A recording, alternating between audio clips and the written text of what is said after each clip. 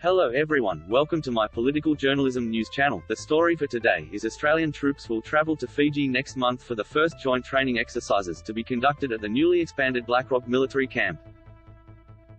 The federal government has plunged about $100 million into expanding and redeveloping the facility, which is emerging as a key strategic asset in the Pacific. The new camp was formally opened yesterday by Fiji's Prime Minister Frank Bainimarama and Australia's Minister for the Pacific Z. Cecilia.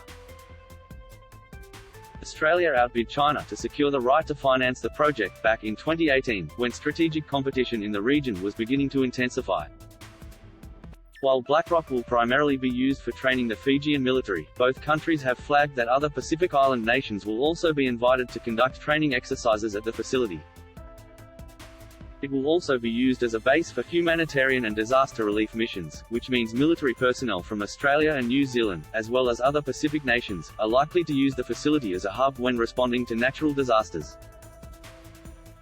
The first joint training exercise will be held next month, with Australian personnel heading to Blackrock to undertake a United Nations peacekeeping course, focused on the protection of civilians in conflict, with their Fijian counterparts.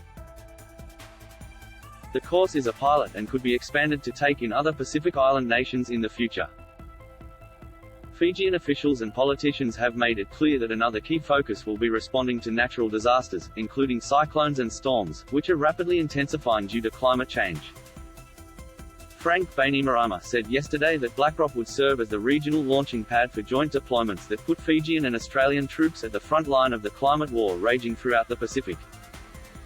Minister for International Development and the Pacific Z. Cecilia told the ABC that Fiji's government would make the final decisions about how the camp would operate, but there was great potential to expand its use.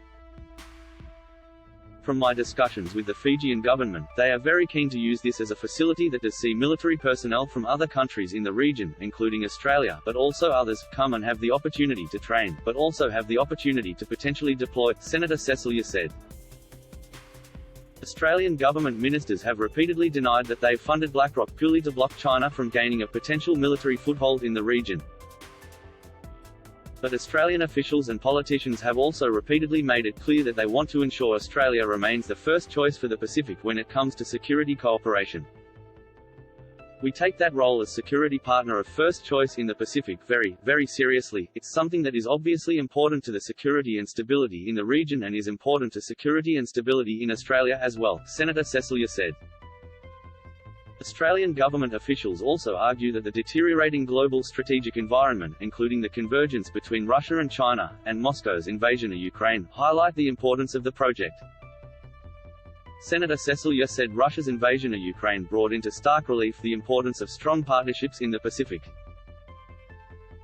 While we don't draw direct parallels between what's happening in Ukraine with what's happening in the region, we know that uncertainty is growing, he said.